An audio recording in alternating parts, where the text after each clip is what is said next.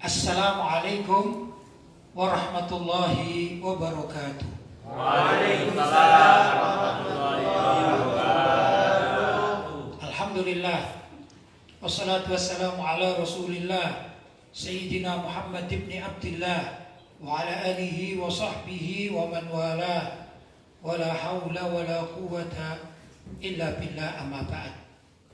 Ikhwani rahimakumullah, alhamdulillah Allah senantiasa memberi kita kesehatan sehingga kita masih bisa mengamalkan ibadah-ibadah pada bulan suci Ramadan ini. Mudah-mudahan seluruh amalan kita yang telah kita kerjakan tersebut diberi pahala yang berlipat ganda. Allahumma amin. Dan mudah-mudahan juga kita mendapatkan bimbingan dari Allah dengan segala apa yang kita lakukan, sehingga dalam mengamalkan ibadah itu kita bisa ikhlas karena Allah SWT. Orang ingin ikhlas itu perlu bimbingan dari Allah SWT. Dan juga orang ingin ikhlas itu perlu dilatih. Ada terkadang orang kepingin, saya katakan, aktif sholat duha. Sebelumnya dia tidak pernah sholat duha. Tiba-tiba mendengarkan pengajian dengan berbagai macam keterangan dari ustadznya atau da'inya tentang fadilah sholat duha. Pulang ke rumah dia berpikir, iya ya, aku selama ini belum pernah sholat duha. Aduh, mulai besok aku mau sholat duha. Maka tatkala dia berada di rumahnya, tentu di situ ada keluarganya. Atau kalau dia berangkat ke musola atau ke masjid, di situ ada beberapa orang kan, kadang-kadang. Biasanya untuk sholat duha pertama itu ada saja namanya riya, ingin pamer, ya dah. Sudah dia mengatakan usolli sunnatat duha rakaataini mustaqbilal qiblati adaan lillahi ta'ala, Allahu akbar. Biasanya itu kalau di rumahnya dia berpikir gini, wah, kalau dia masih remaja punya orang tua, maka dia akan mengatakan, wah, mudah-mudahan ayahku datang biar melihat aku sholat duha. Mudah-mudahan ibuku datang melihat aku sholat duha, ya dah. Mudah-mudahan saudaraku datang. Atau juga kalau sudah menikah, mudah-mudahan mertuaku datang, ya, biar bisa melihat aku sholat duha. Ya, itu biasa, seperti itu biasa. Ya, ini awal awal latihan ikhlas. Sudah. Nah, esok lagi dia sholat duha sampai 10 hari pertama mungkin dia masih ingin dipuji. Tapi kalau sudah bergulir 1 tahun, sudah rutin seperti itu, siapa akan memuji? Ya dah. Mungkin kalau hari pertama ketemu orang tuanya dikatakan, Masya Allah, anakku ini rajin sholat duha. Mungkin diceritakan sama ayahnya kepada kawan-kawannya atau saudara-saudara lain, Alhamdulillah, aku punya anak remaja ini ya, anakku ini ya, tapi sholat duhanya rajin. Ya maklumlah itu pertama. Tapi kalau sudah berjalan 1 bulan, 2 bulan, 3 bulan, apa mau selalu diceritakan? Enggak kan? Maka di situ akan berproses orang itu menjadi ikhlas. Ya walaupun awalnya tidak ikhlas, kalau dimulai, insya Allah demikian. Ya ada. Memang kalau pertama-pertama itu seringkali orang itu enggak ikhlas. Tapi kalau istiqomah, dengan berkat istiqomah itu dibimbing oleh Allah SWT, maka akan muncul niat ikhlas dalam hatinya. Ya, kurang lebih gambarnya demikian terhadap banyak amalan-amalan ibadah, ya dah. Nah, untuk malam hari ini kita akan membaca tentang standar ikhlas, tentu menurut para ulama. Ya, saya persilakan Ustaz Burhan membacanya. Bismillahirrahmanirrahim. Alhamdulillahirabbil alamin. Wassalatu wassalamu ala asyrafil anbiya'i wal mursalin. Sayyidina Muhammadin wa ala alihi wa sahbihi ajma'in, amma ba'd. Standar ikhlas, karya Kiai Haji Lutfi Basori. Imam Salim bin Abdullah bin Umar ibn Khattab radhiyallahu anhu berkata, sesungguhnya pertolongan Allah kepada seorang akan disesuaikan dengan niatnya. Siapapun yang ikhlas dalam niatnya, maka pertolongan Allah akan sempurna baginya. Siapapun yang kurang ikhlas dalam niatnya, maka pertolongan Allah akan disesuaikan dengan niatnya itu. Ya, jadi seseorang tergantung dari keikhlasan niat ya. Maka niat seseorang itu akan membawa keberkahan bagi hidupnya ya. Nah, ini saya kapan hari itu membaca tulisan ya, karena ada, saya nggak nyebut nama ya, karena ada penyanyi yang meninggal dunia, dia mempunyai karakter sendiri gitu ya. Akhirnya ada orang menganalisa, analisanya juga ya menurut saya sih unik. Saya senang baca analisa. Saya tidak suka musiknya, cuman kalau ada analisa terhadap suatu masalah saya senang membacanya. Sekedar membacanya saja gitu. Artinya begini, kalau ada penyanyi itu lagunya itu sedih terus ya, maka biasanya akan terjadi pada dirinya. Nah ini dia ditulis dalam tulisan itu beberapa penyanyi-penyanyi yang dulu itu lagu perceraian, akhirnya dia cerai, gitu ya. Lagu dikhianati oleh pacarnya, akhirnya suaminya kawin lagi. Demikian dan seterusnya, ya dah. Nah, tapi ada penyanyi-penyanyi menurut analisa ini yang dia ini punya karakter. Ya mungkin saya katakan saya kenal dan saya senang lagunya penyanyi namanya Ebit. Nah, Ebit GAD itu kan lagunya ada bagus gitu ya, lurus saja. Jarang lah yang kayak istilahnya yang sedih-sedih, ditinggal pacar terus apa kan gitu. Punya bagus walaupun ada satu dua, tapi karakter yang dia miliki itu karakter dia dalam kehidupan sehari-hari gitu ya. Seperti ada lagunya yang perjalanan ini kan gitu kan ya, ini dengan kawannya ya gitu-gitulah, bagus-bagus itu. Akhirnya dalam kehidupannya standar-standar saja gitu. Nah, barangkali demikian niat. Jadi orang melakukan sesuatu karena niat. Saya tidak menyamakan dengan ini, tapi ternyata niat seseorang itu bisa menentukan jalan hidupnya. Saya niat kepingin jadi ustadz, niat dalam hatinya, insya Allah dia akan jadi ustadz. Ya, tapi kan ada pesantren, ada anak mondok. Saya kepingin jadi kaya, dan niat saya kepingin jadi kaya. Loh kamu ke pesantren, iya dapat barokah. Insya Allah dapat barokahnya pesantren. Akhirnya dia kerja-kerja, ilmu agamanya lupa, tapi bisa kaya dia. Nah begitulah kurang lebih.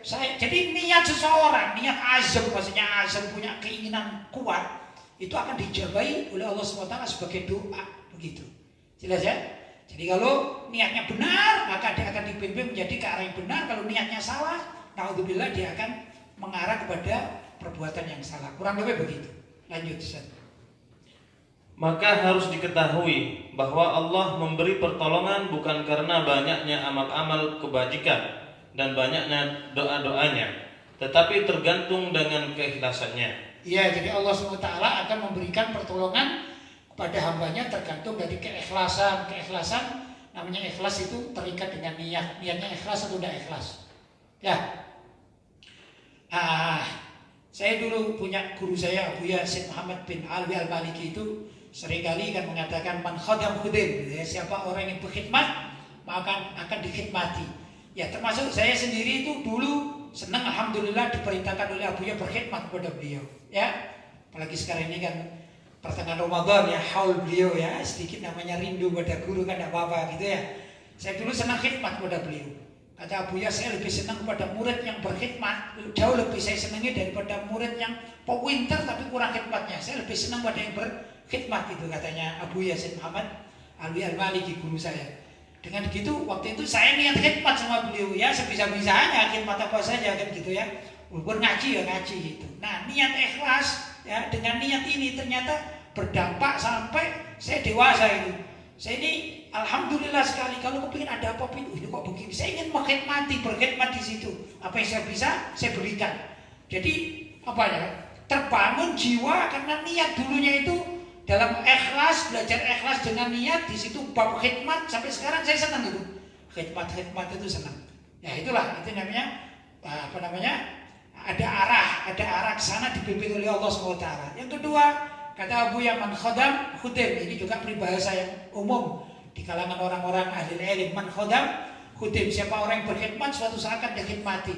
Setelah saya dewasa juga samping saya masih khidmat. Waktu abah saya ada, saya khidmat. Sekarang pun kalau ada pertemuan alumni Abuya, alumni Mekah itu, saya niat khidmat apa yang saya bisa kasih di situ ya. Apa yang ya, kalau pikiran-pikiran, kalau tenaga-tenaga dan lain sebagainya. Di masyarakat juga begitu, saya ingin berkhidmat.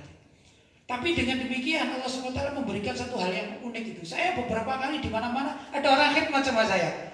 Man khodam khudim. Lah yang khidmat itu kalau dia ikhlas maka akan dibimbing oleh Allah SWT pada jalan yang bagus. Kelak dia akan mendapatkan penghormatan dari Allah SWT melewati orang-orang yang berkhidmat pada dirinya.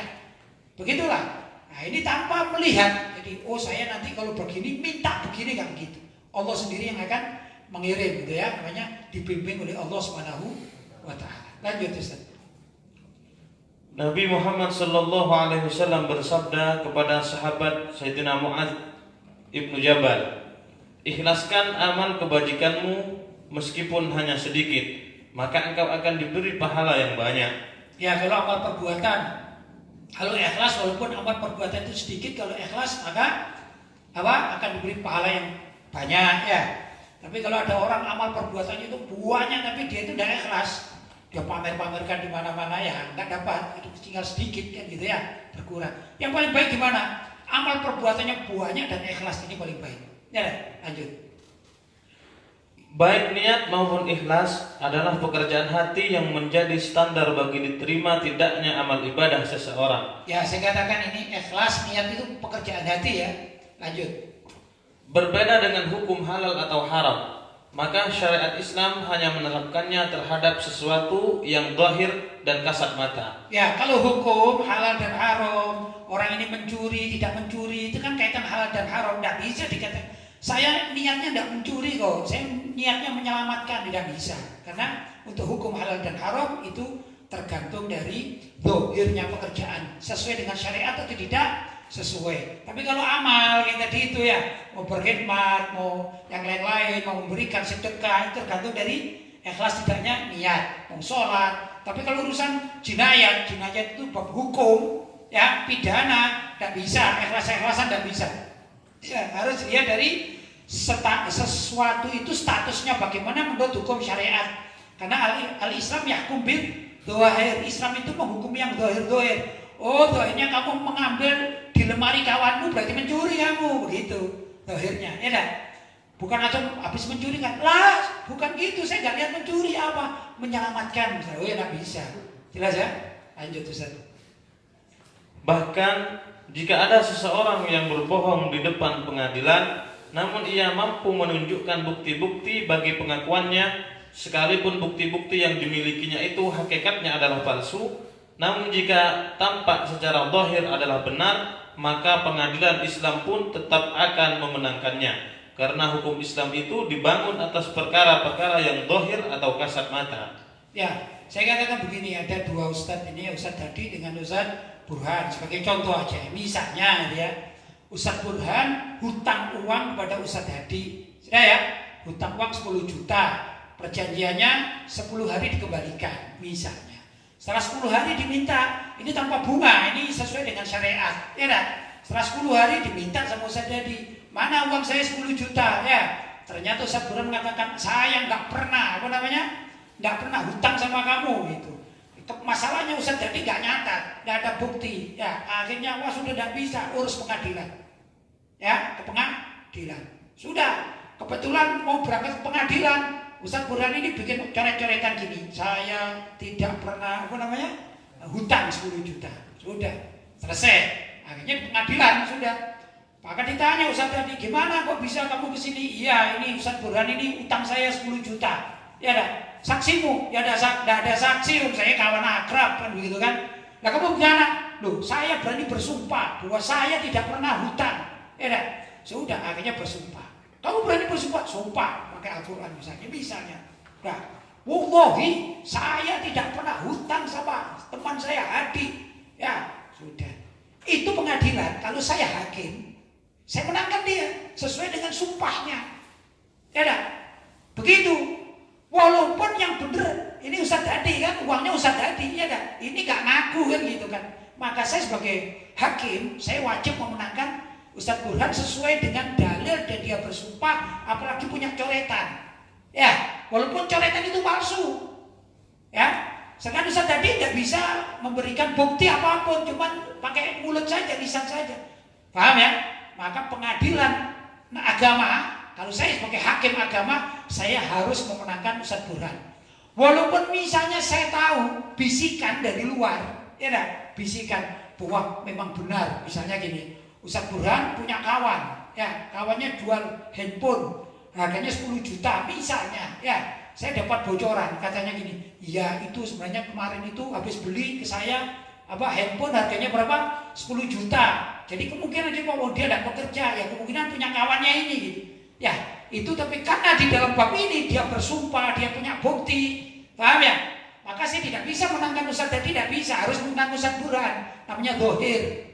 Al-Islam yahkum bil dohir. Adapun sesungguhnya orang yang menang di pengadilan seperti tadi sifatnya, itu sungguh dia telah menggunakan rompi atau menggunakan baju ya, atau toga, itu yang untuk wisuda-wisuda itu dari api neraka.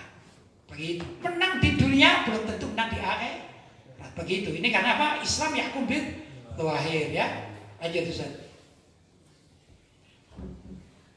Adapun bagi si pembohong yang dimenangkan itu sejatinya telah dipersiapkan oleh Allah baju kebohongan dari neraka yang kelak akan dikenakannya sejak ia menghuni makam kuburannya hingga kelak saat menghadap Allah Subhanahu wa taala di hari pembalasan. Ya, seperti saya terangkan ya, dilanjut Ustaz. Menurut sebagian para ulama, tingkat ikhlas ada 3 macam yang dapat diilustrasikan sebagai ikhlas kelas VIP. Kelas VIP. Yang dapat diilustrasikan sebagai ikhlas kelas VIP atau eksekutif, kelas bisnis terhormat, dan kelas ekonomi sederhana. Ini bahasa saya ya. Jadi ikhlas itu ada kelas VIP ya, kelas super ya, VIP luar biasa.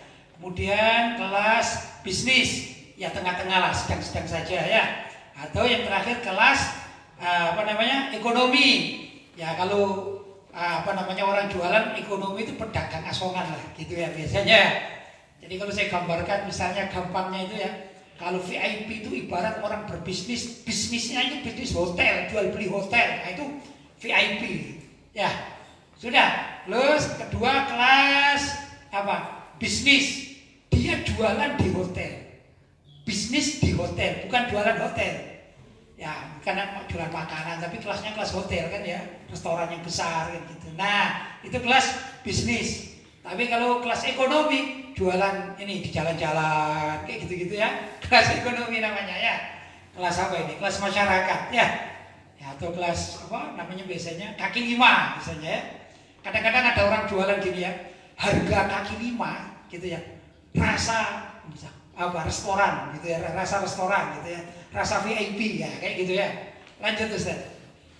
Pertama, ikhlas berkelas VIP, yaitu ikhlasnya para nabi dan rasul. Ya, ikhlasnya para nabi dan rasul saya beri nama ikhlas VIP. Apa itu? Lanjut. Serta para sahabat dan tabi'in, yaitu mereka beramal hanya karena Allah semata tanpa berharap sesuatu balasan di dunia. Tanpa berharap sesuatu balasan di dunia maupun akhirat, namun semata-mata hanya beramal karena Allah. Ya, beramal karena Allah SWT, tidak usah mikir-mikir yang aneh-aneh. Seperti Sayyidina Abu Bakar As-Siddiq gitu ya, masalah percaya kepada Nabi ya dah. Dan kalau Nabi pulang dari Isra dan Mi'raj, yang menurut orang kafir kan tidak masuk akal. Masa Isra Mi'raj sampai ke ke Palestina, Mekah Palestina jauh ya dah. Kok cuma semalam dong? Tapi Sayyidina Abu Bakar As-Siddiq ibarat orang ikhlas dalam berkeyakinan, katanya jangankan Nabi Muhammad bilang seperti itu semalam, andai kata bilang sedetik saja aku percaya, karena beliau adalah Nabi. Ini ikhlas sudah nggak ada VIP sekali, sudah nggak ada celahnya sama sekali ya. Itu lanjut Ustaz. Kedua, mana? Belum kedua. Contohnya saat sahabat Thauban mengadu kepada Rasulullah SAW bahwa jika diperbolehkan maka dirinya lebih senang hidup di Madinah yang setiap saat dapat bertemu dan bersua bersama Rasulullah SAW daripada hidup di surga jika tempatnya harus berjauhan dari tempat Rasulullah SAW. Inilah cinta murni yang sangat ikhlas kepada Rasulullah SAW. Subhanallah, Sayyidina Thauban itu sedih, suatu saat sedih gitu ya. Karena Rasulullah kan kalau kita berdoa berdoa dalam selesai wab'athu maqaman mahmudan alladzi wa'adta azan ya Allah utuslah Nabi Muhammad itu di tempat yang paling tinggi di surga nanti ya dah. Tempat al-maqam al-mahmud, tempat yang sangat tinggi itu adalah Nabi yang menghuni di sana. Sayyidina Thawban ini sedih gitu. Tanya, kenapa kamu sedih gitu? Ya Rasulullah, gimana ya kalau misalnya kita ini hidup selamanya di Madinah saja lah, di sini. Ya, loh, apa kamu gak pengen masuk surga? Ya repot ya Rasulullah. Kalau di sini saya tiap hari melihat engkau, saya mencintai engkau, sudah setiap hari ketemu sama engkau. Tapi kalau di surga, tempatmu di Maqam Mahmud yang paling tinggi. Sedangkan aku ini siapa? Aku kalaupun masuk surga, misalnya begini saya gambarkan. Kalau Nabi Muhammad andai kata kuliah itu ya, ini kelasnya profesor sudah habis ya. Lah saya ini ibarat sekolah ini masih TK ya Rasulullah. Nanti saya kan nggak bisa komunikasi sama engkau. Engkau kelasnya sudah di atas sebut, jadi kalau dunia pendidikan ya profesor, apa mungkin kau bergaul dengan saya masih anak TK? Kurang lebih begitu. Sedih. Kalau gitu ya Rasulullah, mending kita ini hidup di dunia saja atau di Madinah, aku bisa melihat engkau. Karena aku khawatir kalau aku masuk surga nanti gak bisa nengok engkau ya Rasulullah.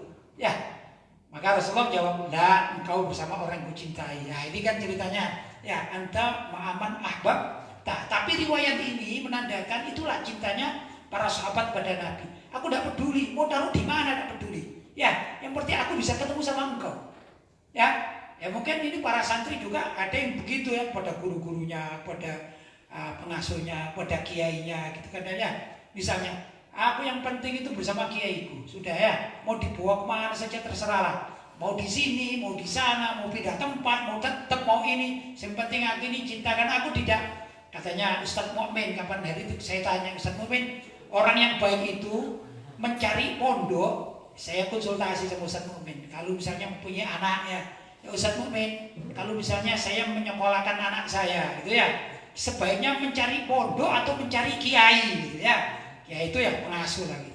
Kata Ustaz, mencari kiainya, jangan cari pondok. Pondok itu sama di mana-mana, tergantung dari kiainya. Kalau kiainya lurus, maka isi pondok tersebut akan lurus. Kalau kiainya bengkok, isi pondok akan bengkok. Kiainya senang mengaji, isi pondok akan mengaji. Kiainya hobi dangdutan, satu pondok hobi menari nanti. Ya dah, hobi joget. Nah, itu tergantung dari kiainya. Barangkali begitu gambarannya ya. Lanjut Ustaz. Kedua, ikhlas berkelas bisnis, yaitu ikhlasnya seseorang yang beramal ikhlas karena Allah, namun tetap berharap agar diberi pahala dan ampunan bagi dosa-dosanya, serta berharap agar kelak dimasukkan ke dalam surga. Ya, seperti kita ini kan kadang gitu. Kita ikhlas. Di antara kita ini ikhlas, masya Allah. Tapi tetap berharap mudah-mudahan aku masuk surga. Tak tahu di surga ini kelas berapa nggak tahu. Yang penting aku bisa masuk surga. Ya dah. Nah gitu. Jadi ada harapan, ya, ada harapan lain gitu ya. Lanjut Ustaz. Ia tidak pernah mengeluh terhadap kondisi kehidupannya di dunia. Ia ikhlas menerima apa yang telah ditakdirkan oleh Allah terhadap nasibnya. Saat mendapatkan kenikmatan, ia bersyukur dan menambah ibadahnya. Sedangkan jika menemui kesulitan, ia bersabar dan tidak mengeluh kepada siapapun kecuali hanya berdoa kepada Allah. Subhanallah, harapan cuma masuk surga, ya. Harapan masuk surga, ikhlas, diberi apa saja, ditentukan apa saja, tidak protes. Tidak protes, maka ikhlas dia, masya Allah. Cuman kalau Sayyidina Thawban itu kan ingin senantiasa bersama Nabi Muhammad kan. Kalau ini enggak, ya dia udah tahu. Alhasil yang penting aku ini ikhlas, disuruh apa saja aku kerjakan, ya enggak. Enggak pernah nolak, enggak pernah gini. Tapi ada kedekatan itu yang kurang sedikit lah dibanding yang VIP tadi. Ya, nah kelasnya begitu. Nah ini juga bagus, masih lumayan gitu. Lanjut Ustaz.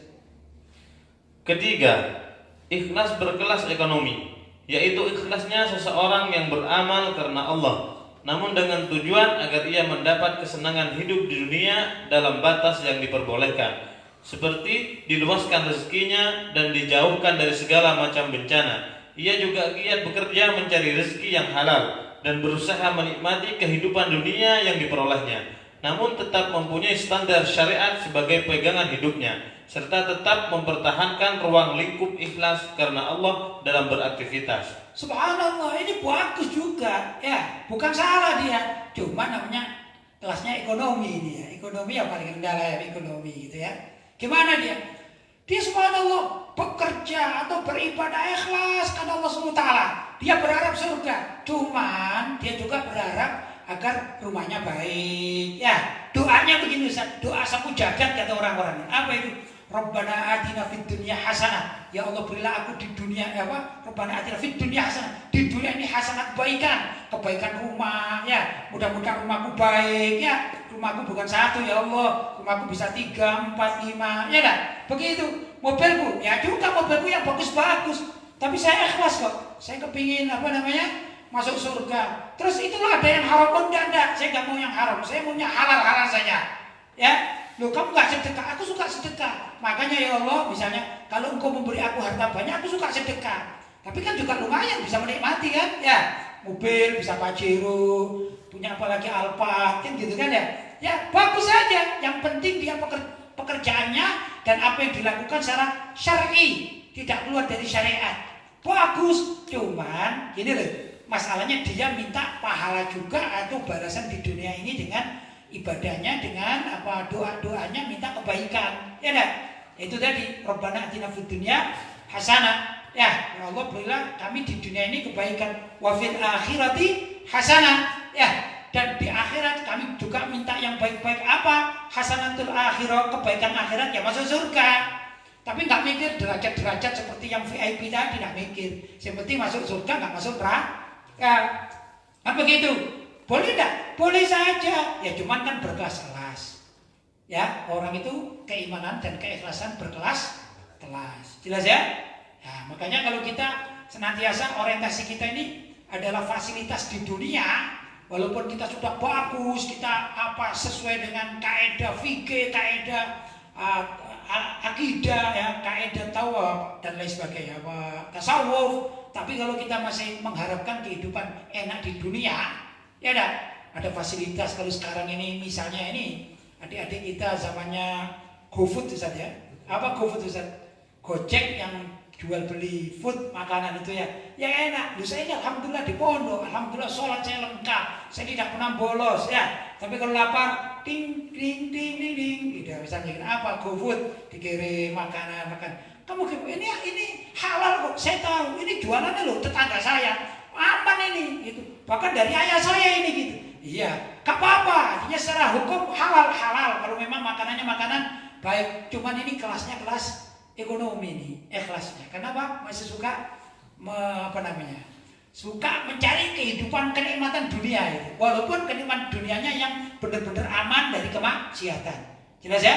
Itu tingkatan lain. Lanjut Ustaz. Adapun selain yang tersebut di atas, maka semua amalan seseorang itu dapat digolongkan sebagai amalan riya atau pamer yang sangat tercela di hadapan Allah Subhanahu wa taala. Ya, jadi selain yang tadi ada pertama paling rendah ikhlas kelas ekonomi, tengahnya kelas bisnis, atasnya VIP. Selain itu kebanyakan ada riya, ya dah, ujub, pamer yang kadang-kadang kalau dia beramal tidak dapat pahala, mengeluarkan sesuatu dan atau tenaga atau apa tapi tidak dapat pahala karena niat pamer, riya dan lain sebagainya. Itu penyakit hati kan gitu ya. Maka mudah-mudahan kita sebagai thalibul ilmi ya dah, minimal kita sudah bisa mendapatkan minimal itu ya keikhlasan kelas ekonomi. Apalagi kita akan bersyukur kalau kelas ikhlas kita kelas bisnis ya, tambah bersyukur lagi ya kalau kita bisa meraih keikhlasan tingkat VIP. Mudah-mudahan yang seperti itu akan dikumpulkan ma'an nabiyyin wasiddiqin wasyuhada wassalihin wa hasuna ulaika rafiqa dzalikal fadlu minallahi wa kafa billahi alima. Mudah-mudahan ini dapat kita capai ya. Alhamdulillah.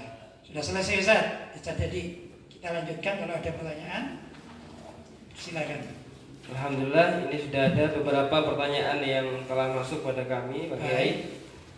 Pertanyaan pertama dari hamba Allah dari Tangerang. Assalamualaikum warahmatullahi wabarakatuh. Waalaikumsalam warahmatullahi wabarakatuh. Semoga hidayah dan inayahnya selalu menaungi Kiai, keluarga serta para santrinya. Amin. Afwan, izin bertanya Kiai.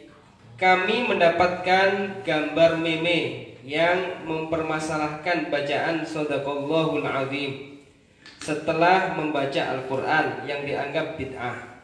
Sedangkan yang sunnah mengucapkan Subhanallahumma wa bihamdika La ilaha illa anta astaghfiruka wa atubu ilaik. Mohon uraiannya Kiai, terima kasih. Baik. Kalimat Shadaqallahul Azim di fatwa bid'ah. Bid'ahnya bid'ah apa itu? Bid'ah sesat gitu ya. La haula wala quwata illa billah. Banyak orang mufti-mufti semacam ini ya. Tak bener itu saya. Masa kalimat Shadaqallahul Azim baca bid'ah sesat masuk neraka yang melantunkan bagaimana kori-kori nasional internasional mulai zaman dahulu kala ini ya. Itu kori-kori itu kan bahkan ditirukan oleh siapa saja kan sering kan? Ya. Habis akhir ayat mengatakan Shadaqallahul Azim. Apa begitu? Misalnya saya kenal misalnya Syekh Abdul Basit. Ya enggak? Begitu qiraah Bismillahirrahmanirrahim. Habis qiraah misalnya apa ya? Al-asri innal insana lafi khusrin alladziina aamanu wa 'amilus shalihati wa tawashaw bil haqqi wa tawashaw bis sabr. Misalnya wa tawashaw bis sabr. Shadaqallahul Azim. Terus kita datang, Syekh, kamu di neraka bid'ah. Maksud begitu, Ustaz? Emang surga neraka milik kakeknya apa gitu ya?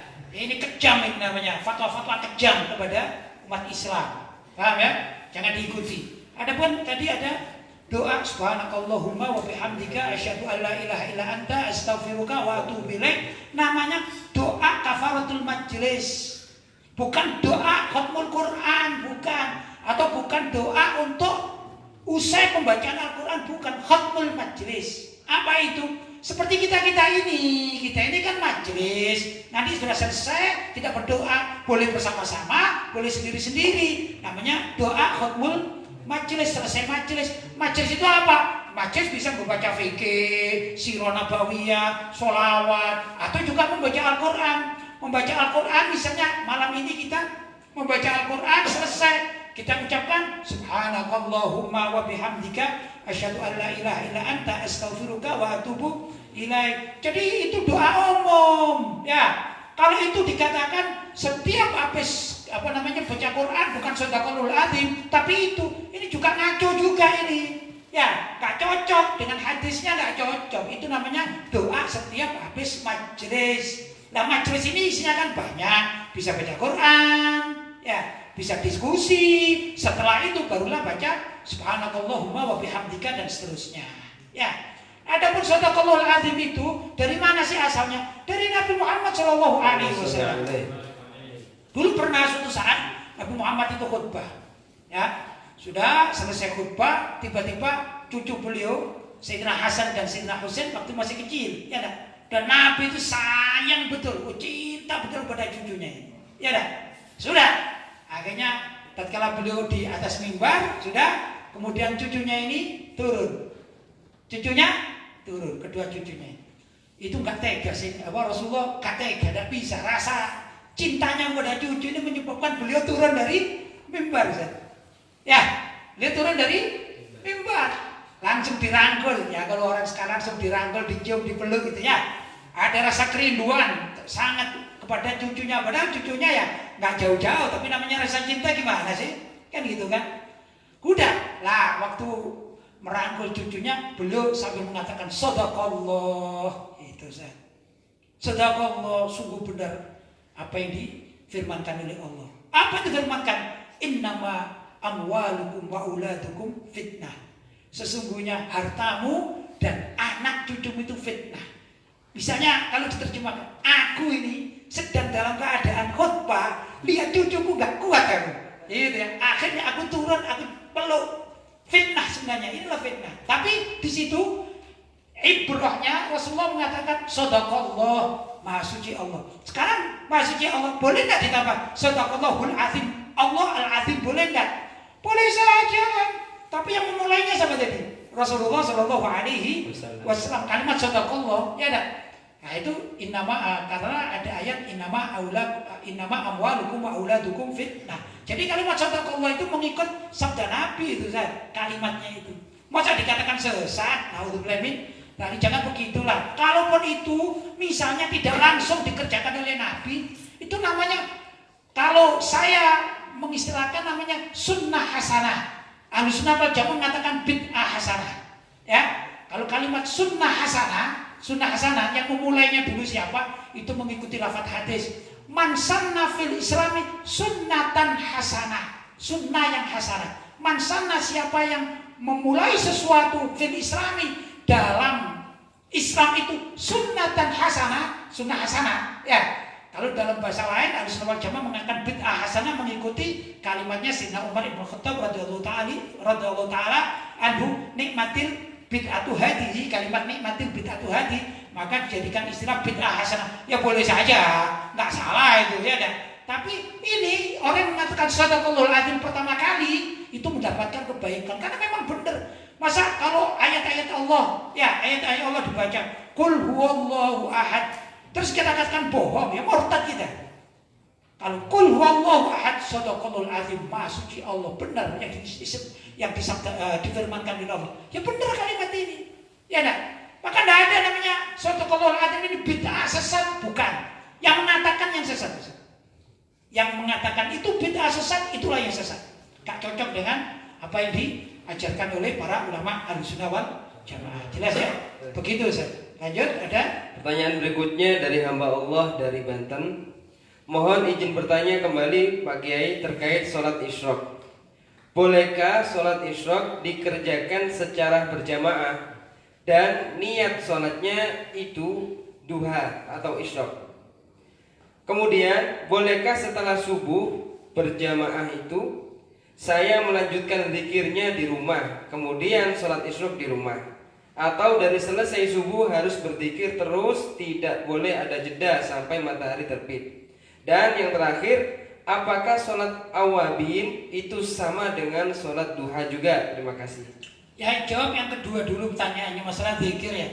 Zikir itu sunnah. Enggak zikir itu enggak apa-apa. Jadi enggak usah takut. Misalnya ada hajat di rumah misalnya, ya, entah itu suami, kalau ini ibu-ibu misalnya suaminya segera berangkat, atau ayahnya sakit, atau anaknya menangis ya, atau kalau ini bapak-bapak ini ibunya keburu karena ada satu hal yang penting sekali, misalnya belanja karena apa, dan pokoknya darurat-darurat, ya nggak harus ikut zikir di masjid, nggak harus, nggak wajib itu, boleh ditinggal, dilaksanakan dengan berjalan ke rumahnya boleh, ya enggak. Cuman masalah afdol tidak afdol, maka yang paling afdol zikirnya berjamaah di masjid. Masalah afdol saja, bukan halal haram, boleh jadinya. Bahkan tak zikir itu nggak dosa, ya enggak. Tapi kurang baik itu ya yang pertama. Yang kedua, sholatul isyraq. Nah ini ada perbedaan pendapat di kalangan para ulama. Sholat isyraq itu sholat apa? Sholat apa? Ada yang mengatakan sholat isyraq itu sama dengan sholat duha. Ya, ada yang sama. Ada yang mengatakan berbeda. Sholat isyraq sendiri, sholat duha sendiri. Karena Nabi SAW pernah melaksanakan sholat isyraq, yaitu pada saat matahari sempurna terbit, maka beliau ini sholat isyraq namanya. Kalau niatnya nawaitu sunnatal isyraqi rakaataini mustaqbilal qiblati lillahi ta'ala. Begitu. Ya dah? Hah? Oh, nawaitu, maaf. Usolli ya, maaf ya. Usolli sunnatal isyraqi ya. Usolli sunnatal isyraqi rakaataini mustaqbilal qiblati lillahi ta'ala. Itu salat isyraq ya. Nah, waktu itu Nabi juga setelah matahari agak sedikit tinggi tapi sebelum zuhur beliau juga sholat. Maka sebagian para ulama mengatakan ini sholat duhanya Nabi. Ya, jadi Nabi pernah sholat isyraq di waktu yang sama, siangnya agak sholat duha. Ada yang mengatakan demikian, isyraq sendiri, duha sendiri. Atau ada yang mengatakan, oh enggak, memang para ulama berbeda pendapat. Oh, sholat isyraq itu adalah sholat duha yang didahulukan. Ya, habis sholat isyraq dianggap selesai. Nanti nunggu sholat duha, boleh, enggak apa-apa. Kalau niatnya sholat duha, usolli sunnatat duha rakaataini mustaqbilal qiblati lillahi ta'ala. Ya, begitu Ustaz. Itu masalah sholat isyraq. Terus pertanyaannya, apakah boleh sholat isyraq itu berjamaah? Masuk juga pertanyaan, apakah boleh sholat duha berjamaah? Begini, para ulama, jumhurul ulama mengatakan tidak boleh, ya, tidak boleh. Tapi ada yang mengatakan boleh, tapi dengan catatan. Gimana itu catatan? Kalau untuk taklim, ya, untuk pembelajaran, ya, seperti di pesantren, pembelajaran namanya, agar murid-muridnya ini mau sholat duha atau sholat isyraq, maka diimami. Tapi itu pelatihan. Nah ini sholat pelatihan itu seperti anak kecil, sholatnya anak kecil, bukan ikhlas ya. Ya sudah pelatihan, ya dah. Nah, karena apa? Asli ditasyri'kan, disyariatkan sholat isyraq maupun sholat duha itu mustaqillah sendiri-sendiri, bukan berjamaah. Begitu Ustaz ya. Jadi yang paling afdol adalah sholat isyraq maupun duha itu sendiri-sendiri tidak berjamaah. Itu yang disyariatkan begitu Ustaz. Ada lagi? Apa tadi? Yang terakhir. Sholat awabin. Sholat awabin juga ada dua pendapat menurut para ulama. Pertama, sholat awabin itu adalah sholat isyraq. Pendapat pertama. Ya ada. Nah, jadi dikatakan sholat isyraq juga dikatakan sholat awabin. Arti awabin itu sholat taubat asalnya. Innahu awwab. Awwab itu orang yang suka kembali kepada Allah, yaitu bertobat. Nah, sholat isyraq dianggap sholat awabin, sholatnya orang yang senang bertobat. Itu pertama pendapat. Dan ini kuat juga. Yang kedua, sholat awabin itu dikatakan sholat bainal maghrib wal isya, ya, antara maghrib dengan isya dikatakan sholat awabin, ya dah. Jadi perbedaan pendapat tidak masalah. Ya, bila perlu dijamak sholat. Wong nanya penamaan saja kan itu ya, penamaan saja. Ya sholat isyraq dinamakan awabin, sholat ba'dal maghrib sampai isya mau berapa rakaat itu, 2 rakaat itu juga dikatakan awabin, terserah, boleh-boleh saja, ya dah. Begitulah menurut para ulama. Ya perbedaan pendapat ada masalah, dah masalah. Saya contohkan Ustaz. Ini di Indonesia ini nama makanan aja ya. Ini aneh-aneh, kadang saya nggak paham itu. Ada bakso, ya, ada bakso atau pentol bakso, ada namanya cilok, ya, ada namanya cimol. Saya juga nggak paham itu. Kadang-kadang rasanya sama itu ya. Ini kok gini? Oh iya, kalau ditotolkan pakai ini namanya bakso. Kalau ada kuahnya namanya bakso atau pentol bakso. Jual pentol bakso karena dikasih kecap atau apa. Tapi kalau dikasih bumbu merah misalnya, ini adalah cilok, ya. Padahal sama saja. Oh itu makanan Indonesia, saya kira gitu ya. Jadi nama besarnya apa? Makanan Indonesia. Nama kecilnya apa? Terperinci. Ada pentol, ada cilok, ada cimol, tidak tahu harga cici apalagi nanti mungkin akan bermekaran itu ya. Begitu Ustaz. Ya sama saja. Yang penting itu bukan makanan berat, namanya makanan ringan, tapi namanya itulah makanan Indonesia. Jelas ya? Jadi makanan Indonesia ini kalimat saya katakan itulah sholat awabin. Isinya apa? Ada mengatakan isyraq, ada mengatakan duha, ada mengatakan sholat ba'dal maghrib sama apa? Antara maghrib dan isya. Begitu dan seterusnya. Jelas? Baik. Pertanyaan berikutnya dari hamba Allah dari Kota Malang. Baik. Kiai mau tanya, di bulan Ramadan setan dibelenggu, tapi kenapa masih ada yang bermaksiat? Terima kasih. Baik. Setan dibelenggu. Maaf, setannya dibelenggu ya. Apa bukan kita yang dibelenggu sekarang? Oke. Ya, ini kan masalah juga ini ya. Jangan-jangan kita yang dibelenggu sebelum setan-setan ya. Baik, tapi begini. Orang itu kan diberi nafsu oleh Allah SWT. Inna nafsala ammaratun bisu. Sesungguhnya nafsu itu selalu mengajak pada keburukan. Kan begitulah. Setan itu tugas utamanya itu cuma manas-manasi. Ya, saya ibaratkan begini, kalau mobil ya. Mobil ada sopir, ada kenek. Ya, ada sopir, ada kenek. Kenek yang ikut ya. Nah, pembantunya gitu ya. Sopir itu bagian nyupiri, itu kita itu yang punya nafsu ini, kita. Kenek itu bagian manasi. Ya, dipanasi dulu, membantu gitu ya. Kalau ada penumpang suruh naik, itu kenek. Itu juga bermakna dia. Ibarat keneknya itu seperti setannya, lah kitanya seperti sopir. Kita punya nafsu. Ya dah. Keneknya ini kebetulan setan, dia bagian manas-manasi kita. Kalau nafsu kita ini dipanasi, akhirnya jadilah bermaksiat. Ini gara keneknya di dalam diri kita itu. Jelas ya? Seperti itu fungsinya setan itu. Ya. Karena setan itu mencari teman. Kenapa mencari teman? Dia sudah divonis masuk neraka. Dia terima. Baik, ya Allah, kalau aku divonis masuk neraka aku terima. Tapi aku mau cari teman deh. Ya sudah, kamu cari teman. Siapa temanmu itu? Anak cucu Adam. Yaitu manusia. Itulah yang dipanas-panasi terus dipengaruhi begitu. Jadi dalam tubuh manusia ini kan ada namanya nafsu kan. Ya nafsu itu yang terus panasi. Nah sekarang gimana?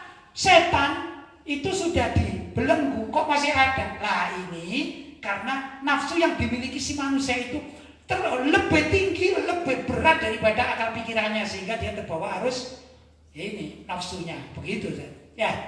Jelas? Baik, lanjut. Pertanyaan berikutnya dari hamba Allah dari Kota Malang. Pertanyaannya, orang yang berpergian dengan jarak dan syarat tertentu boleh tidak berpuasa. Pertanyaannya, afdol puasa atau tidak? Syukran. Ya, namanya rukhsah. Saya katakan rukhsah. Rukhsah itu diizinkan. Sudah ya? Sekarang misalnya kalian wajib mengaji. Ramadan tidak libur. Nah, itu ya. Maka kewajiban para santri mengaji karena dipesan di sini peraturannya Ramadan tidak libur. Sudah ya? Maka ada tulisan kecuali yang sakit. Kecuali yang sakit ya. Ya, yang sakit boleh pulang. Nah, yang sakit ini namanya beri rukhsah. Tapi kalau sakit masih bisa ditahan, tidak berat, kan lebih baik di pesantren daripada di rumah. Kalau di rumah kan masih pulangnya, ini apalagi kena lockdown, belum tentu di sana ini dan itu kan gitu ya. Demikian juga musafir atau orang sakit. Selagi dia masih mampu puasa Ramadan, maka lebih baik puasa dia. Tapi kalau mengambil rukhsah tidak berdosa. Walaupun naik pesawat enak, sini Jakarta enak, cuma 1 jam. Mengambil rukhsah itu mengambil izin. Tidak masalah, ya, tidak dosa. Tapi andai kata dia tidak mau berbuka dulu, ya, tidak muftir, kata orang Jawa tidak mokel, itu lebih baik. Begitu aturannya. Orang sakit pun masih kuat, sakit kan macam-macam kan. Misalnya sakit pusing itu nggak ada urusan dengan perut, pusing-pusing biasalah. Misalnya kalau para santri pusing mikirin kiriman dari orang tuanya belum sampai kan gitu, kan sakit juga ini, ya dah. Itu apakah perlu? Saya kan sakit ini pusing, kenapa pusing? Karena kirimanku belum sampai. Kalau gitu saya nggak puasa. Ya, nggak begitulah. Ini walaupun sakit, ada sakit yang memang masih perlu untuk berpuasa, nggak asal sakit, gitu. Tapi andai kata dia ini mau diambil, yang penting kan sakit, ya paling ringan lah sakit. Ya nggak apa-apa, tapi wajib dia menyaur di tempat yang lain. Tapi ya masalah afdal jauh lah, kan gitu ya.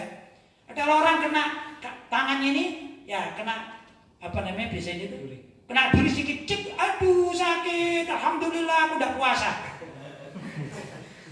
Karena sakit, ya nggak begitulah, ya dah, itu terlalu namanya, jelas ya. Jadi musafir kalau masih bisa berpuasa lebih baik berpuasa, begitu Ustaz. Pertanyaan berikutnya dari hamba Allah dari Kota Pasuruan. Bagaimana perbedaan dalam 4 madhab mengenai mimpi basah atau junub di saat berpuasa pada siang hari? Mohon penjelasannya. Begini, kalau kumpul suami istri di siang hari sudah pasti ini membatalkan puasa. Ya, membatalkan puasa. Kumpul suami istri, baik keluar sperma maupun tidak keluar sperma, yang penting kumpul suami istri, jima maksudnya, maka itu membatalkan puasa. Itu intinya begitu. Kedua, mengeluarkan sperma di siang hari, ya, dengan sengaja, maka itu menurut ulama yang kita anut di mazhab Syafi'i jelas itu membatalkan puasa. Ya. Misalnya ada orang melihat sesuatu, ada gambar, maaf ya, ada gambar telanjang. Dia tahu, aku ini kalau melihat gambar telanjang pasti aku keluar sperma. Maka dia ke tempat itu melihat gambar telanjang, keluar sperma, coba dengan sengaja itu. Maka dia membatalkan puasa. Sudah? Kalau ihtilam itu mimpi. Mimpi itu orang nggak sadar. Kita kan tidur kan, misalnya habis subuh, misalnya ada yang tidur habis subuh sampai jam duha misalnya. Ada yang tidak begitu, habis duhur ya sampai asar kan gitu kan. Atau mungkin bahkan ada yang pagi bekerja sampai asar, kemudian ngambil waktu menjelang menjelang buka, dia tiduran sejenak untuk melepas lelah hingga tertidur. Nah itu tidurnya orang puasa ya waktu-waktu itu ya, antara batas subuh sampai menjelang maghrib. Waktunya tergantung situasi sendiri-sendiri. Ada orang yang puasa tapi sakit, saya sudah tidur aja lah mulai pagi. Hanya sakit dia, tapi mempertahankan puasa. Loh, kadang-kadang di saat tidur di siang atau pagi hari waktunya puasa, tiba-tiba orang ini mimpi basah. Ya, mimpi keluar sperma. Bagaimana? Itu ajma'al ulama, ya semua mazhab itu mengatakan tidak membatalkan puasa. Kenapa? Karena nggak ada toko, bukan kemauan. Jadi kalau tadi suami istri jima melakukan persetubuhan itu ada niat namanya, ya ada kemauan namanya. Ada orang mendatangi gambar pornografi dan dia tahu, misalnya orang yang memang nafsunya besar, melihat gambar aja tiba-tiba dia sudah keluar itu inzal, keluar sperma. Dia ke situ berarti dia niat namanya, ya. Maka keluar spermanya membatalkan puasa, sengaja dia. Tapi kalau mimpi gimana sih orang tidur? Kadang-kadang orang tidur itu ya nggak tahu mimpi apa gitu ya. Begitu Ustaz. Boleh saya cerita Ustaz ya? Boleh ya? Ya mudah-mudahan ini cerita yang baik ya. Cerita terkait demikian juga ini. Tapi bukan puasa. Saya ini dulu pernah waktu saya di Mekah ibadah di pesantren. Itu kawan-kawan ini senang qasidah Ustaz. Yang masih saya ingat itu lagu qasidah. Ini lagi apalagi saya ingat di Mekah terus ini ingat Abu ya Maliki ya. Jadi saya boleh nostalgia kan? Ya. Itu yang saya ingat itu ada lagu salah satunya lagunya begini. Ingat depannya saja Ustaz, sudah lama Ustaz 30 tahunan ya. Lupa aja. Lagunya begini. Nahnu man asyraqa fina hadyu rabbil alamin. Begitu Ustaz depannya itu ya. Lupa depannya itu aja ya. Pokoknya nahnu man asyraqa fina hadyu rabbil alamin dan seterusnya. Saya lupa. Saya bukan munsyid ya. Jadi ya lama ada menyanyikan itu ya, melakukan. Tapi itu qasidah. Qasidah itu baik, Masya Allah isinya baik. Waktu kawan-kawan pertama mendengarkan lagu itu dicatat oleh kawan-kawan karena banyak orang Syria, munsyid-munsyid Syria yang datang ke Abu Yazid Muhammad Al-Maliki ke pondok kami di Mekah. Akhirnya kita mendapatkan tulisan, akhirnya kita belajar kan, seneng ya.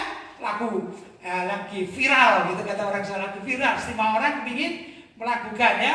Seperti lagu Siti Aisyah itu kan viral, semua orang kepingin melakukan kan gitu. Saya pun walaupun saya bukan munsyid, saya tidak punya suara yang indah, tapi terpengaruh juga. Akhirnya saya belajar, saya catat lagu itu, saya lakukan walaupun dengan suara yang terbatas.